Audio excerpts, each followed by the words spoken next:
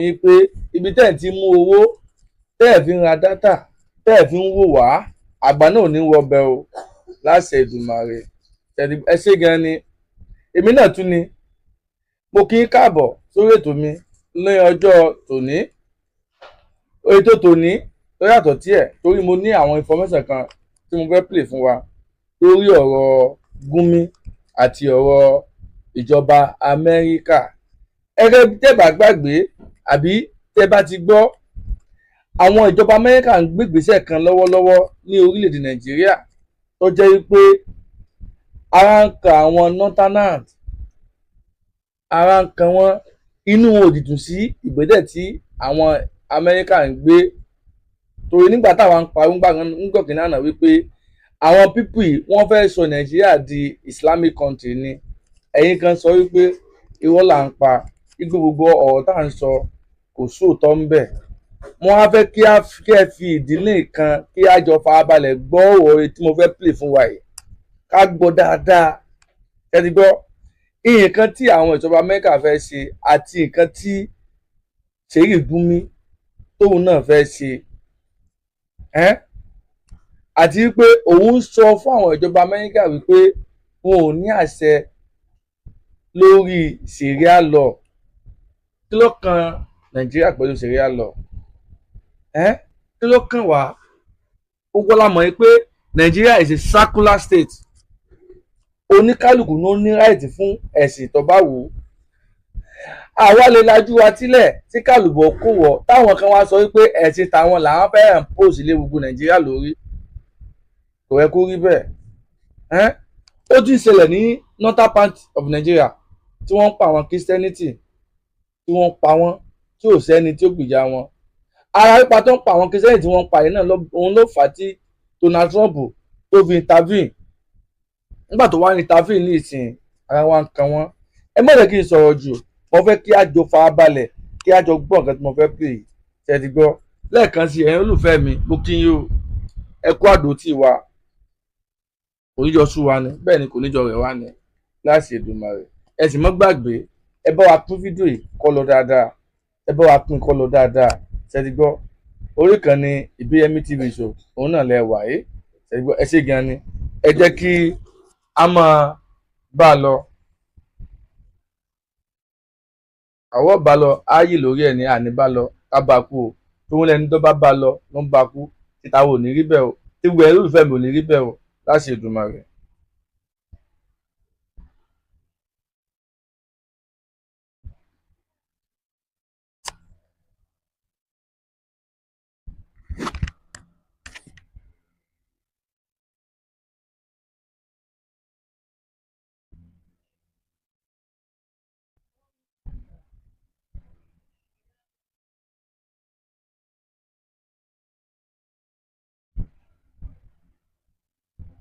Good day, my people. You're welcome to today's political broadcast. Today is the 25th of February 2026, and we are still discussing Nigerian politics. Now, Ṣèyí Gumi, northern politicians are saying that the US cannot come into Nigeria and repeal the Sharia law. I repeat. Ẹ gbọ́, olóògbé ìjọba Amẹ́ríkà wọn ò ní àṣẹ láti wá Nàìjíríà láti wá repeal Sharia law. Ẹ gbọ́, tó yẹ kó rí bẹ́ẹ̀ ṣá. Òun làbí sọ gbogbo yẹn wá wípé ẹ jẹ́ ká lajú wálẹ̀.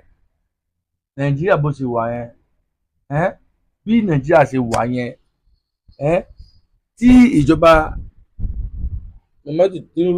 Tinubu bá parí tẹ́nà wọn, ádà tẹ́nà àkọ́kọ́ ni o, abẹ́kejì ni o, wọ́n ṣẹ̀ tí kejì tí wọ́n wá fi lè hand over lẹ́yìn tó fẹ́ hand over ilé lọ́wọ́, ara ó lámọ̀ tí ẹni tó fẹ́ fi wá dá. Ara ó lámọ̀ tó fẹ́ fi wá dá gbogbo àwọn ọmọ kóòtù òjìrè. Làbí sọ eléyìí fúnra wa wípé ẹ jẹ́ ká lajú wa sílẹ̀ dáadáa. Ẹ má jẹ́ ká fira wa lẹ̀. Security tó mẹ́rẹ̀ nílẹ̀ Yorùbá, ẹ jẹ́ ká mójútó. Bàbá Tinubu sì ni wọ́n bá a mójútó. Torí tábà ní kí á ṣe fúnra wa, nǹkan míì ni wọ́n máa sọ.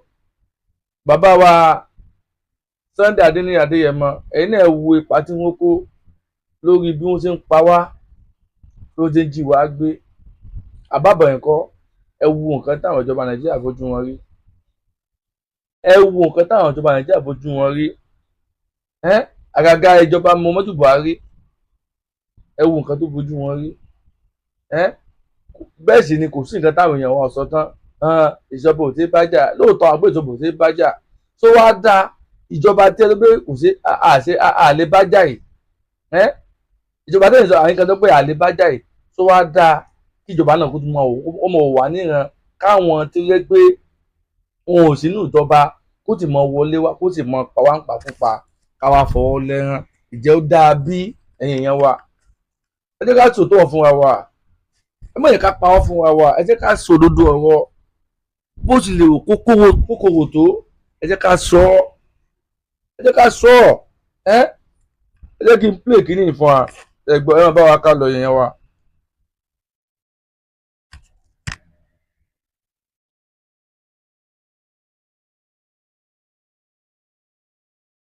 I repeat, Sheibumi, northern politicians cut across Nigeria, they are saying that and challenging the US that it cannot come into Nigeria and repeal the Sharia law because the Sharia law is a constitutional matter that you cannot remove it from the constitution. Mind you, we have Muslims cut across Nigeria. We have Muslims in the south, Yoruba Muslims, Igbo Muslims, and other. Tàbá ní Muslim ní south so wá dáa kẹ́yìn kan gálẹ́ pé ẹ̀sìn tí ń lẹ fẹ́ ń pè gbogbo àwọn ìtókù lórí wáì àdìyàn ẹgbẹ́ kò sí Muslim nílẹ̀ Yorùbá bọ̀ bí ẹ̀yin ti ní láìtì fẹ́ sí bẹ́ẹ̀ náà làwọn tó kù náà ní láìtì fẹ́ sí wọn bẹ́ẹ̀ ni bí ẹ̀yin ti ní láìtì fún ẹ̀sìn tẹ́yìn sí yẹn bẹ́ẹ̀ náà ni àwọn tó kù náà àwọn náà ní láìtì fẹ́ sí yẹn ẹ̀sìn gangan òun ló ń dà wá láàmú nílùú Nàìjíríà ẹ jẹ́ ká bá a sòdodo ọ̀rọ̀ nígbà tẹ́ ń torí ẹ̀sìn tẹ́ ń pa àwọn èèyàn ní nọ́ọ̀tì tẹ́ ẹ̀ ṣe nǹkan tó wù yín fún wọn tó jẹ́ kò sí nǹkan tí wọ́n lè ṣe ìjọba Nàìjíríà ń páàkì wọ́n ń gbè yín lẹ́yìn wọ́n ń gbè yín lẹ́yìn àwọn tẹ́ ẹ̀ sì ń pa yìí nígbà tí inú bí wọn tí wọn mọ nǹkan tó fẹ́ ṣe wọ́n lọ fẹjọ́ sùn lókè lọ́hùn nígbà tí wọ́n á fẹjọ́ sùn lókè lọ́hùn ní ìsìn àwọn ìjọba òkè lọ́hùn wá wọ́n fẹ́ intervene nígbà táwọn náà ṣèwádìí bọ̀ wọ́n rí wípé ìpàṣẹ sẹ̀ríà yìí náà ni wọ́n fi ń pa wọ́n ní nọ́ọ̀tì wọ́n á fẹ́ intervene ní ìsìn Ìṣèyí Gìkúnmí olórí àwọn Boko Haram agbódebà àwọn Boko Haram òun wá ń sọ̀rọ̀ abẹ́rẹ́ pé nǹkan ń ṣe Ìṣèyí yẹn nǹkan ń ṣe tí ó bá jẹ́ pé ìjọba kan wà lẹ́yìn ẹ̀ ni sóyè Ìṣèyí Gìkúnmí ó yẹ kó tún máa gbin sóyè kó tún máa gbin ó yẹ ká tún máa gbòòwò ẹ̀ sóyè ká tún máa gbòòwò ẹ̀. We have Muslims in the middle belt. We also have Muslims in the corner. The Muslims that are saying that they don't want to remove Sharia from the constitution, they are a particular type of Muslims, mostly the Fulani, because the Fulani have seen that Sharia is a tool they can use to take political power, to dominate societies and nationalities. Sharia ló gangan àwọn náà ni wọ́n fẹ́ lò láti pé àwọn gba gbogbo ìjọba Nàìjíríà lọ́wọ́ àwọn tó kù tó wọ́n wíwò táwọn bá lo Sharia lọ yẹn tíjọba yẹn bá ti tà wọ́n lọ́wọ́ báyìí àrà tó bá wù àwọn làwọn lè dá wọ́n sáré gbọ́ nǹkan tí mò ń play fún wa bẹ́ẹ̀ gbọ́ òun gangan ló fẹ́ lò ẹ̀yìn yẹn wa ẹ jẹ́ ká lajú wálẹ̀ o ẹ jẹ́ ká lajú wálẹ̀ o à ń sọ fún yín àwọn pípù yìí wọ́n mọ̀ nǹkan tí wọ́n ń ṣe o bàbá làwọn Sùmọ́tà Fódíò nǹkan tó gbè sí wọn lọ́kàn òun náà ló wà lọ́kàn wọn dì sí yín o òun ló wà lọ́kàn wọn dì sí yín iṣẹ́ yẹn sì ni tí wọ́n bá tí ì ṣiṣẹ́ yẹn kò lékò lọ́kàn wọn òun là fi ń sọ fún yín ẹ jẹ́ ká múra gbogbo ẹ̀yàn ọmọ Yorùbá gbogbo àwọn ọmọ Yorùbá ẹ jẹ́ ká múra ẹ jẹ́ ká múra o, ẹ jẹ́ ká múra o. Bàbá Tinubu, bàbá Olódòdẹ, nǹkan tẹ́ ẹ fẹ́ ṣe ẹ̀dẹ̀ sí lásìkò, ẹ̀ẹ́dẹ̀ sí lásìkò kó lórí 2027 2027 táwọn olóòkan yìí àti ìmọ̀ àti nǹkan tó fẹ́ ṣẹlẹ̀ o, pẹ̀lú ìgbésẹ̀ táwọn northern politicians tí wọ́n wù yìí o, àti ìmọ̀ nǹkan tó fẹ́ ṣẹlẹ̀ o. Bàbá Tinubu Olódòdẹ, àti ìmọ̀ nǹkan tó fẹ́ ṣẹlẹ̀ o. àbí sọ fún ẹ lè gbé ìgbésẹ̀ tẹ́ fẹ́ gbé ní kíákíá báyìí kí gbogbo ọmọ Yorùbá kí wọ́n rí kí ni wọ́n dùn sí ẹ́ tó bá jẹ́ pé regional government náà lè fẹ́ dá a padà sí ẹ tètè ṣe ká padà sí national government kí oníkálukú lọ́mọ protect territory ẹ̀, kí oníkálukú ṣe kí ni kó lọ́mọ protect territory ẹ̀. Kò ní jẹ́ wípé àwọn kan mọ̀ wá orílẹ̀ onílẹ̀ wọ́n mọ̀ ralẹ̀ mọ́ wọn, wọ́n mọ̀ pa wọ́n bó ṣe wù wọ́n. Irú nǹkan bá ò ní ṣẹlẹ̀ mọ́, àfẹ́ irú nǹkan bá mọ́, òun là fi ń pawọ́ fún bàbá Tinubu. Ẹ ètè sí nǹkan tẹ́lẹ̀ bẹ́ẹ̀ sí lásìkò kó tó 2027 ẹ jẹ́ ká mọ̀ pílẹ̀ lọ. Anyway, they have seen that Sharia is a potent tool of subjugation. See, the Yoruba Muslim does not care if you remove Sharia from the constitution. The Igbo Muslim does not care if you remove Sharia from the constitution. Muslim in the middle belt, some Muslims in the middle belt do not care. But you see those core northern Muslims, they are the ones. And when you talk about political power, northern Muslim àwọn gangan ni wọ́n wọ́ọ̀sì jù, àwọn gangan ní ọ̀bàyéjẹ́, àwọn gangan ní ìka èèyàn, àwọn fanatic yẹn, àwọn olórí tó pé ọpọlọ wọn ti lọ, ìbùkún àníyàn ní ronú fún wọn. Wọ́n mọ̀ pé humanity is the first tó yẹ kéèyàn gbé sọ́kàn, kéèyàn nínú humanity, kéèyàn fẹ́ ọmọlàkejì ẹ̀, òun ló yẹ ká máa wà náà. Ọlọ́dúnmọ̀ ló sì sọ pé ìwà lẹ̀sìn, ìwà tó bá wà lọ́kàn òun ni wàá fi ṣe ẹ̀sìn, nǹkan tó bá ń ṣe fọmọlàkejì ẹ̀ ara ẹ̀sìn náà ni.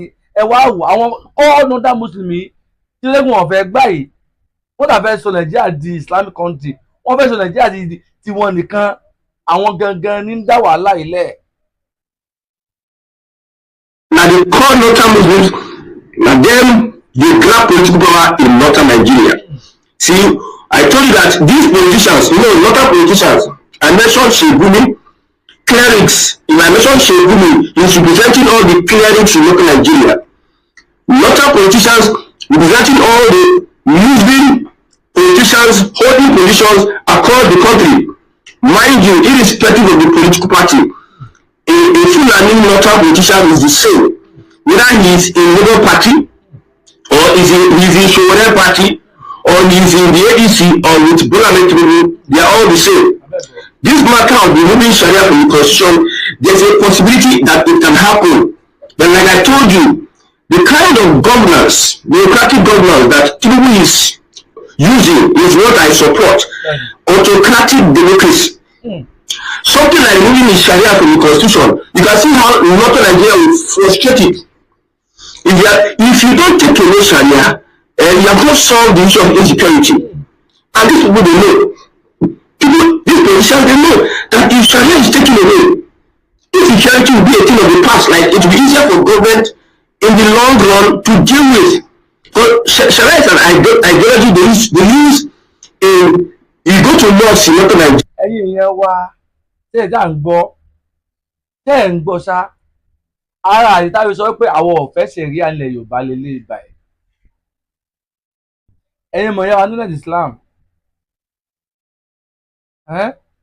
a kú oṣù Ramadan, ẹ̀mí wa tó bẹ̀rẹ̀ náà ni ó parí ẹ̀ láti Èdùmàrè. Ẹ̀yin ọmọ ìyá wa nínú ẹ̀sìn Kìrìsìtẹ́nì, ẹ̀yin náà ń gbààwẹ̀, ẹ kú tẹnu, ẹ̀mí wa tó bẹ̀rẹ̀ yìí náà ni ó parí ẹ̀ láti Èdùmàrè. Àwọn nǹkan tá a rí tá a fi sọ pé àfẹ́ ṣẹ̀ríà lọ nílẹ̀ Yorùbá, òun náà lẹ́ ń fetí gbọ́ yìí o, òun náà lẹ́ ń fetí gbọ́ yìí o, tó yẹ kó rí bẹ́ẹ̀ ṣá. Kí ni ṣẹ̀ríà lọ, kí ló fẹ́ dà fún wa nílẹ̀ Yorùbá tá a bá gbà láàyè? Kò fẹ́ dà nǹkan fún wa nílẹ̀ Yorùbá o, ọ̀fẹ́ dànkan fálẹ̀ Yorùbá òun làbí sọ fún yín pé ẹ má jẹ́ ká gba ṣẹ̀ríà law láàyè. Bàbù ni bàbù ńlá gidi ni ṣẹ̀ríà law tábàbílẹ̀ gbà láàyè. Ṣẹ̀ríà law kò ní nǹkan ṣe pẹ̀lú ogun tó ń jà wá. Ogun tó ń jà wá ó ju pé ká fọwọ́ sí ṣẹ̀ríà law lọ náà, ó jù lọ èèyàn wa. Mo lérò pé ẹ̀ ń bá wa ká lọ lórí ètò, ẹ máa bá wa ká, ẹ jẹ́ ká play ẹ̀kíní ẹ̀ ká tẹ̀síwájú lórí nǹkan tá à ń play lọ, tá à ń gbọ́ lọ jà sọ́rí tá à ń gbọ́ lọ. Ẹ ti gbọ́. Unity radicalizing youths at their tender age. If somebody is being radicalized at a tender age, it is difficult for that person to leave that ideology. From 7, they go to their families, they just snatch them from their parents, carry them to local, and start imbibing all these fanatic ideas, all this Islamic fundamentalism in them. Which one of them is hating a fellow Christian. There's a lady, because we're in the time of fasting. Mind you, Christians are fasting, Muslims are fasting. Àwọn Muslim à ń gbààwẹ̀, bẹ́ẹ̀ ni àwọn ọmọ ìyá náà ṣe Kìrìsìtẹ́nì àwọn náà ń gbààwẹ̀. Kí ló wá dé? Ẹni tí ó gbààwẹ̀ wà láàrin wa náà tó wá dáa ká mọ̀ tó gbà wá ń gbààwẹ̀ ká mọ̀ ní ọmọlàkejì wa lára. Kò yẹ kó rí bẹ́ẹ̀, àárín tá à ń sọ náà nìyẹn, kò yẹ kó rí bẹ́ẹ̀. Òun kan kì í fò kan lọ́rùn láéláé. Ẹ jẹ́ ká fún ní kálukú lẹ̀ kó ṣe nǹkan tó bá wù ú. Ẹ jẹ́ ká ti kí ni ká fún ní kálukú lẹ̀ kó ṣe nǹkan tó bá wù ú. Wúmà kan ní ìsìn ní ọ̀rọ̀ wúmà kan tí ń sunkún ní social media òun lọ káàkiri ní ìsìn. Ẹ̀yin kírun ẹwà mọ́tẹ́fẹ́ kírun ẹwà mọ́sálásí òun kọjá lọ. Kí ló wá kan ti yín pẹ̀lú titi ẹ̀? Tẹ̀bẹ̀ sí ń lù tó gbé ẹlẹ́gbẹ́ kò borí. Kí ló kàn yín tí ò bá borí? Kí ló kàn yín bẹ́ẹ̀? Kí ló kàn yín? Tẹ́bí òun lẹ́fẹ́ lọ kí ẹ kírun ti yẹ́ ti mọ́ bá ti yín lọ. Èwo wá ní tí pẹ̀lú ẹni tí ò borí? Tẹ̀bẹ̀ sí ń lu arábìnrin yẹn. Kí ló dé? Àwọn tá à ń kọ́ ní àwọn tá à ń kọ́ nǹkan tó fa nǹkan tá a dẹ́gbẹ́ àfẹ́sẹ̀rí á lọ nílẹ̀ Yorùbá náà nílé báyìí. Nǹkan tá à ń sọ tá a dẹ́gbẹ́ àfẹ́sẹ̀rí á lọ nílẹ̀ Yorùbá nìyí. Kí ló dé? Ẹ bẹ́ẹ̀ ká mọ̀ nira wa lára. Ó má bí kan náà ni wá, ọmọ ìyá kan náà ni wá. Ẹ jẹ́ ká máa gbọ́ lọ. A lady in a Christian country, she was complaining. She's a Muslim. She said that everybody around her, they're just eating. They're eating. They're doing what, and she's fasting. She's finding it difficult to be among them. If that Christian country that she is, if it were Muslims that were controlling that country, it will make everybody suspend their life because they want to fast. Why?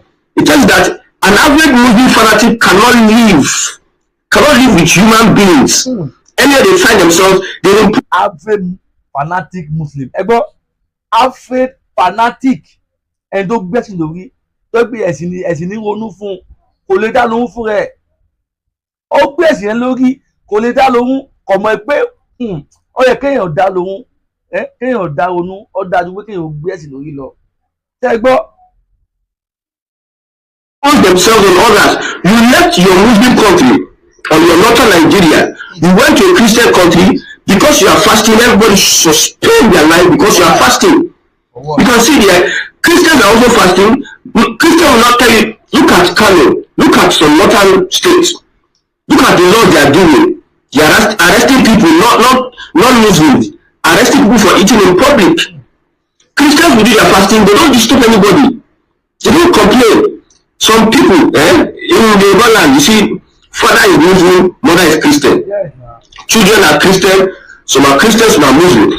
During these fasts, this Ramadan fast, some people will be eating in the same house, while some people will be fasting. Do not complain. Because the fasting is your devotion, your personal devotion, your personal discipline. So an average Muslim wants to start fasting and everybody should just suspend their lives. Nobody should eat because they are fasting. You leave your Muslim country, you went to a Christian country, you can see how Sharia is becoming a menace. How the worst thing is that it is even in the constitution. Do Christians have any law in Nigeria's constitution? There's no law such that guides Christians. But Christians know their doctrine and know how to adhere by it. A When you want to use Sharia as a political tool, that means you have an ulterior motive. Every now and then, Fulani will present themselves as leaders from Northern Nigeria, politically. Economically, they present themselves. Education-wise, they present themselves. Religious-wise, they present themselves. That's why I have the sort of supporters of Fulani. It's both political, both religious, both traditional. And they can never see if that Sharia is the basis, is their backbone. If Tinubu, he can do it. People are saying that it is difficult, it is impossible for us to repeal Sharia because it is a constitutional matter. You can amend the constitution. It's because of the two-third majority and this and that. That's why we have not been active or been able to pass out some judgment and make some things. Look at Jonathan's confirm. Northern Nigeria frustrated it because it's all about social Nigeria. Anything that will make Nigeria structure, this north especially, will make sure that it does not see the light of day. I told someone yesterday that I don't like Tinubu, but one of the reasons I support Tinubu is because of this restructuring and incapacitating the Fulani. I'm telling you, something like this Sharia, we know is a problem. People are practicing Islam in the southwest. No problem. Without Sharia, people are doing, there's peace. The kind of Islam they practice in the southwest is a religion of peace.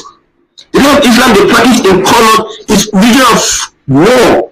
It's not a religion. The religion they practice in Connaught is not a religion of peace. And they all know this. So if you remove and repeal Sharia from the constitution, some government will not take advantage of Christians in their states and communities. If you look at, for instance, look at Kano State. It's an Hausa state. If Hausas were to be governors, they will not implement Sharia, even though they were Muslims. But it is only the Fulani. Fulani has a community. And anytime you see Fulani have a community anywhere in Nigeria, they are always hostile, they are always causing trouble. They are always a threat to the host community, to their neighbors. It was Kumpaso that inaugurated Sharia in Kano State, and the one in Zamfara, still a Fulani. If it were Hausa governors, they would never, even though they are Muslims, they respect the rights of Christians. But because it's a Fulani world, Fulani just took over everywhere. This part, you know a Fulani. Those that are raising their voice, they are Fulanis. It is hard for you to see Hausa politicians talking about religious discrimination. So it is a Fulani agenda. And let me tell you one thing. If US really wants to, see, what we have explained is politics. Let me tell you the truth. They might not remove Sharia at this point. They are looking, see, there's an interest. They want Nigeria to turn its face away from China and Russia. And also, they are fighting against.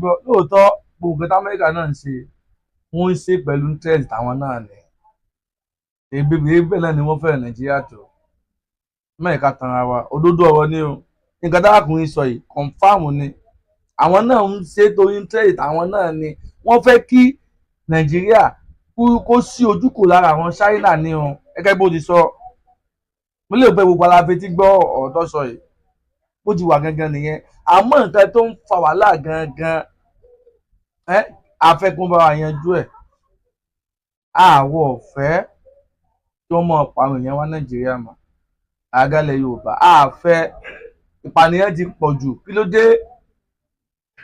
dé kò sí ojúmọ́ kan ọmọ mọ̀ ló lè Nàìjíríà yẹn káàní tí à ní gbọ́ bad news wọ́n ti pẹ́ nìkan bíbá yìí o wọ́n ti pẹ́ nìkan ní Plateau wọ́n ti pẹ́ nìkan lẹ́nugu kí ló dé ṣé Nàìjíríà nìkan lìlú tó wà ní gbogbo àgbáyé ni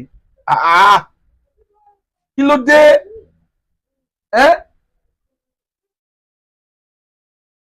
all these Islamic fundamentalists that want to take over the Sahel. You see, Arab people, they get their plan. Only Africa, Arab, Islamic world get their plan for Africa. Europe get their plan for Africa. America get their plan for Africa. Asia, China, Russia, they get their plan only Africa. So US is in Nigeria for various reasons. Many reasons. I told you that if Nigeria politics is complicated, geopolitics, international politics is so much more complicated. If they talk one thing now, from four sides, four mouths, Nigerian politics can have two mouths. They will talk two different things from two mouths. But international politics, five mouths they talk at the same time. You don't know which one you will pick. Okay, we talked about Tinubu and Trump having good terms, blah blah blah. You look at the report. Trump still approved that Nigeria is a disgraced country. He still stood with the title. The APC Jonathan were very happy that Trump recognized the wife of President Bola Ahmed Tinubu. They were thinking that the international politics is bad. See, how would you put Fulani on their toes? See, it's going to benefit Tinubu in a way because the northern Nigeria, the northern political class, they are put on their feet. They are restless as we speak. They are restless. Now, if they don't give Tinubu time to play politics and build his political empire, even though at the end of the day they do not successfully push Tinubu and co to repeal Sharia from the constitution. What does it take to repeal Sharia from the constitution? After you finish in the house, you now go to the states. The assembly of the states will also pass. Probably 24 assemblies, they support removing Sharia from the constitution. Then, or there may be another way of doing it. That's Sharia. It is possible. If there's a way, it is possible. Don't let anybody whine you. They know that these Muslim people, they know that it is a threat to their existence. Sharia is what they used to negotiate. Shoguni and Co. Let me tell you, both Rivadu, which is in APC, and Amedati, which is in Labour Party, they are fighting for the same cause. They are all Fulanis fighting. Don't think one Fulani is different from the other. This one is different. They are fighting. If you bring the issue of Sharia, you will not see their true color. We all agree in southern Nigeria that Sharia is a problem. For you to embed it in our constitution, it is a problem. These terrorists, these Boko Haram. Gbogbo ẹmọ Yorùbá mo lérò pé nǹkan tí mò ń tẹ̀ ń gbọ́ yìí ẹ bá balẹ̀ gbọ́ dáadáa o. Kí bóyá ayé ti ẹ̀yàn ọmọ yàrá tẹ̀ ń ṣe mùsùlùmí o. Bẹ́ẹ̀ ni kí nípa ayé ti ẹ̀yàn ọmọ yàrá tẹ̀ ń ṣe kìrìsìtẹ́nìtì o. Àmọ́ ohun tó ń bọ̀ nílẹ̀ Yorùbá gangan la fẹ́ kó ṣẹlẹ̀. Ohun burúkú tó ń bọ̀ nípasẹ̀ Sharia law yìí gangan ohun la fẹ́ kó ṣẹlẹ̀. Ohun la fi ń sọ fún yín pé àwọn Fúlàní gangan ni wọ́n fẹ́ gbalẹ̀ wa. Wọn ò sì fẹ́ràn wa, wọ́n ṣe púpọ̀ àwọn fẹ́ràn wa ni wọn ò fẹ́ràn wa. Ojú ayé nìkan ni wọ́n ń ṣe. Mo lérò pé ẹ bá balẹ̀ gbọ́ ohun tí mò ń play fún wa yìí. Ẹ ń gbọ́ àbí? Ẹ ń gbọ́. Ẹ jẹ́ ká jọ tún mọ́ gbọ́ lọ. Iswa, Fulani herdsmen and the likes, they use Sharia as an excuse to start killing people. They use Sharia as an excuse to start getting funds from countries, Islamic countries, rich Islamic countries. They form groups and associations, and because of this, an Islamic battle jihad. These Islamic countries, they give them money, and we heard of a report that Nigerian government said give them money. They give them money, and they use to buy weapons, and they have people spread across the length and breadth of Nigeria's political structure. They have people all around. That's why you see, with all the killings, the videos we have watched, whereby young men are being brutally killed, children and women are being brutally killed. With all the videos, a northern governor will still negotiate with bandits. Governors will still give bandits money for ransom in their billions. And when they give them those billions of naira for ransom, they use it to go and buy guns to kill more people. And you think that these people are okay upstairs? You think they are okay? Or they don't know what they are doing? Sọ́kọ̀lá pé bá ṣé ẹ bá àwọn mọ̀gá tí wọ́n ń ṣe wọ́n mọ̀gá tí wọ́n ń ṣe wọ́n mọ̀gá tí wọ́n ń ṣe àwa gangan là mọ̀gá tá à ń ṣe àtòrí ẹ̀sìn àti fọ́ lójúrú àtòrí ẹ̀sìn à lè bá wa sọ̀rọ̀ ọpọlọ ò lè pé ọpọlọ kò fẹ́ pé mọ́ torí ẹ̀sìn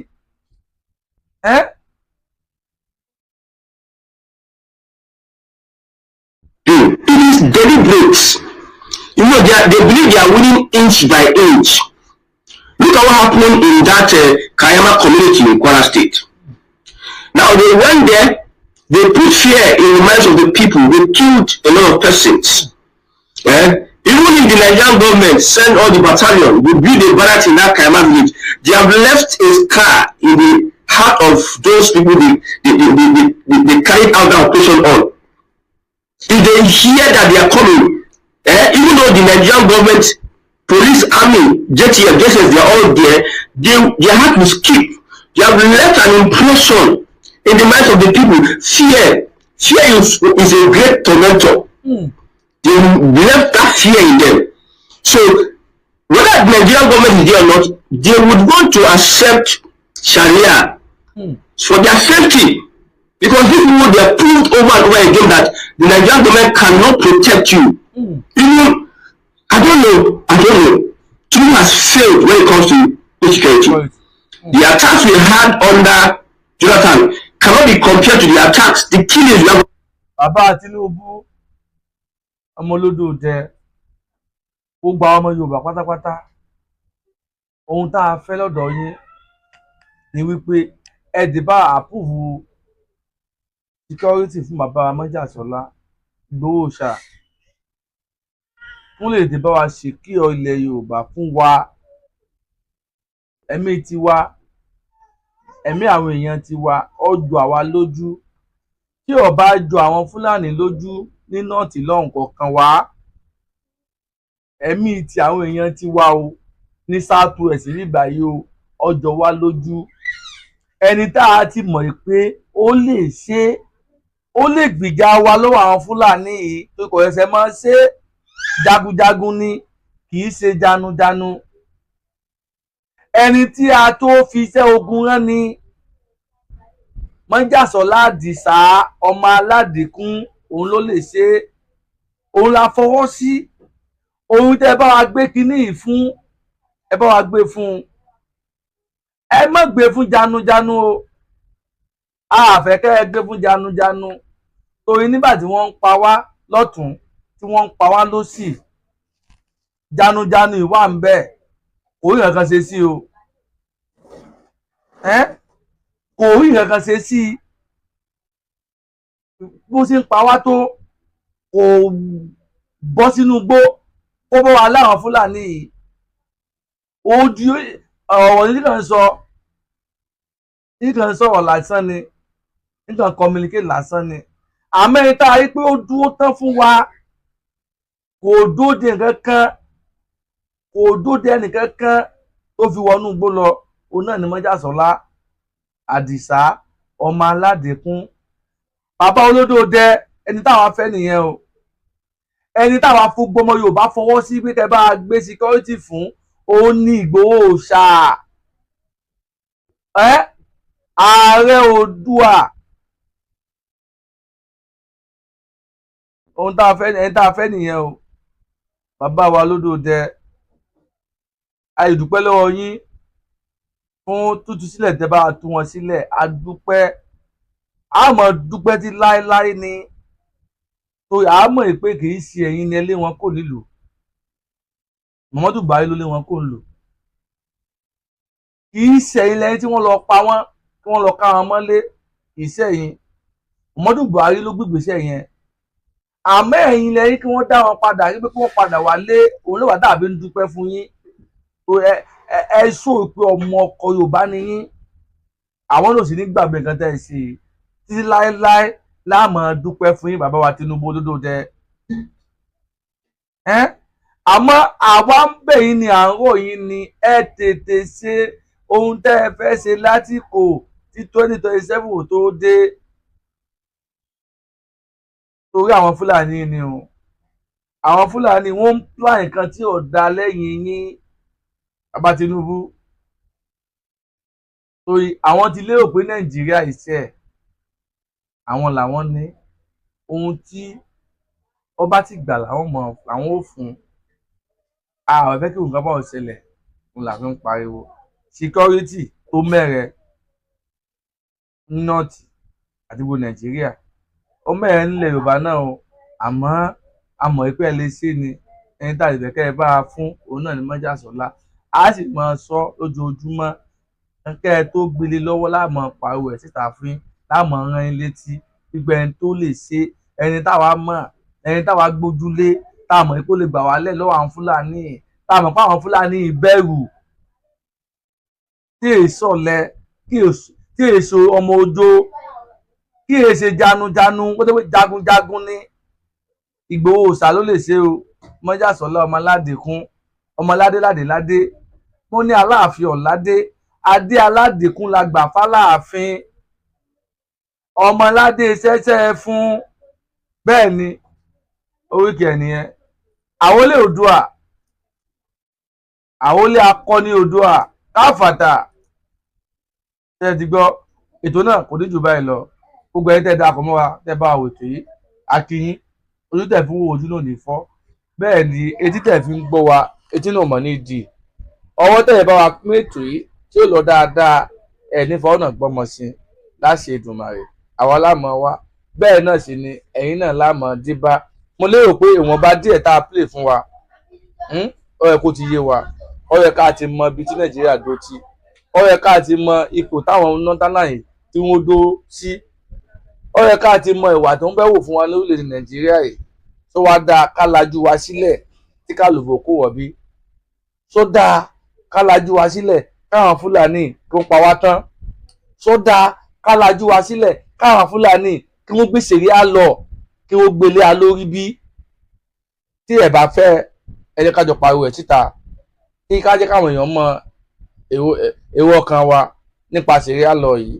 Àwọn ò fẹ́ ṣẹ̀ríà lọ nílẹ̀ Yorùbá, wọ́n lè mọ ṣe nọ́ọ̀tì kọ̀ọ̀kan wa, àwọn Ìgbò lè gbà lọ́dọ̀ wọn lọ́hùn kọ̀ọ̀kan wa, àmọ́ ilẹ̀ Yorùbá o àwọn ò fẹ́ ṣẹ̀ríà lọ. Àti ìfọwọ́ ṣẹ̀ríà lọ ọ̀gẹ́ wọn ń pa wá. Tá a bá fọ́ ṣẹ̀ríà lọ ńkọ́ tá a bá fọ́ ṣẹ̀ríà lọ ńkọ́ lẹ́yìn ká gbogbo wa ká sáko ń lò ká mọ̀ gbé lò mọ́ gbogbo ti àpò ṣẹ̀ríà lọ òun là fi ń kọ̀ pé àfọwọ́ ṣe ṣẹ̀dígbọ́ sí gan ni.